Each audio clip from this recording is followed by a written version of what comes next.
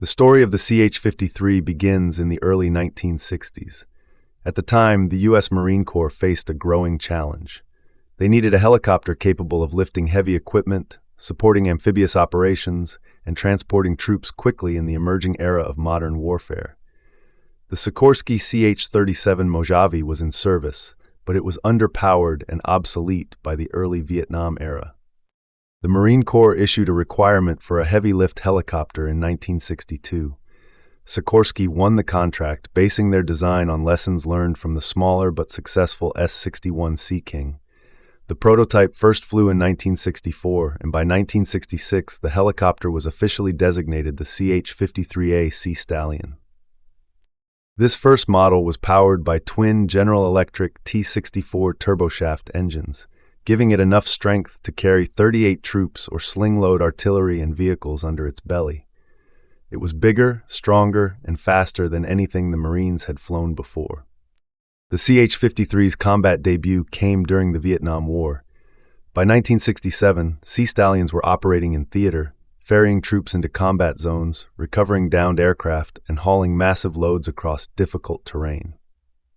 One of the CH-53's defining roles in Vietnam was Operation Eagle Pull in 1975, the evacuation of American personnel from Phnom Penh, Cambodia, just before the city fell to the Khmer Rouge.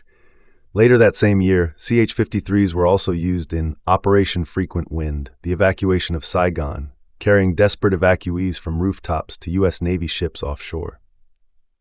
These missions demonstrated the helicopter's incredible versatility, not just as a heavy lifter, but as a rescue and evacuation platform in dire circumstances. As the years passed, Sikorsky continued to upgrade the design. The CH-53D, introduced in 1969, featured more powerful engines and could carry heavier payloads. The RH-53D variant was designed for the U.S. Navy, specializing in mine-sweeping operations. In the 1970s, the U.S. Air Force adopted the HH-53 Super Jolly Green Giant, a specialized rescue version fitted with in-flight refueling probes, extra armor, and defensive weapons. These aircraft played legendary roles in combat search and rescue missions, saving countless downed pilots during the Vietnam War. The most famous mission involving the HH-53 came in April 1970, the raid on the Son Thai prison camp in North Vietnam.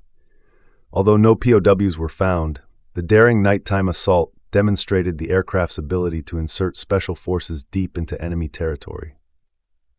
By the late 1970s, the Marine Corps needed even more lifting power. The result was the CH-53E Super Stallion, first flown in 1974 and entering service in 1981. This monster of a helicopter had 3 engines instead of 2, a larger 7-blade main rotor, and a distinctive canted tail rotor. The CH-53E could carry up to 16 tons externally, enough to lift an M198 howitzer, a Humvee, or even a downed aircraft. It could transport 55 troops and reach speeds of over 170 miles per hour.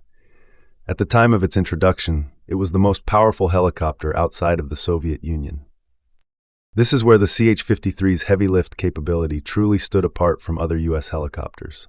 For comparison, the UH-60 Black Hawk, the Army's main utility helicopter, can carry around 9 to 10 troops internally and has a maximum external lift of about 9,000 pounds.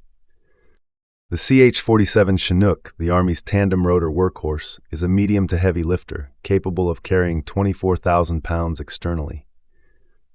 That puts the Super Stallion squarely between the Black Hawk and the Chinook, but with an emphasis on naval and amphibious operations where the Marines needed maximum lift from a single rotor system. And with the upcoming CH-53K, the Marine Corps' heavy lift fleet will actually surpass the Chinook's lifting ability. During Operation Desert Storm in 1991, CH-53Es played a critical role in transporting equipment across the deserts of Saudi Arabia and Kuwait. They moved artillery, supplies, and even Patriot missile batteries into forward positions. In the wars in Iraq and Afghanistan, the Super Stallions became workhorses of logistics.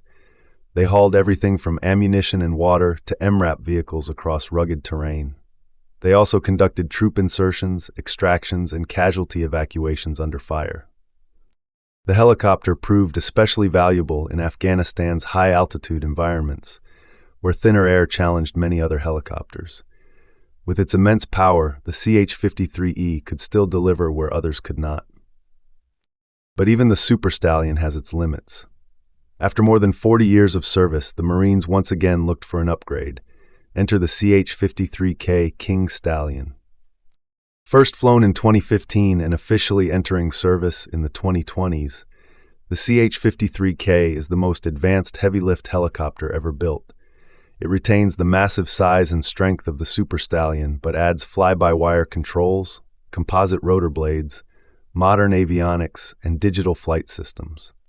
Most importantly, the King Stallion can lift 27,000 pounds, 3 times more than its predecessor and slightly more than the Army's Chinook. That means it can carry a Joint Light Tactical Vehicle, JLTV, or multiple pallets of supplies in a single trip. When compared side by side, the CH-53K now reigns supreme. Black Hawk, 9,000 pounds external load. Chinook, 24,000 pounds. King Stallion, 27,000 pounds.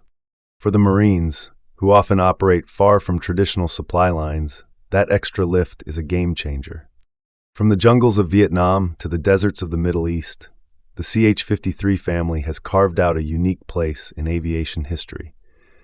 It has been the Marines' lifeline in war zones, the Air Force's guardian angel for downed pilots, and the Navy's workhorse in mine warfare. Few aircraft have demonstrated such adaptability, longevity, and raw power. For more than half a century, the CH-53 has been the symbol of heavy-lift might in the U.S. military, and with the arrival of the King Stallion, that legacy is far from over.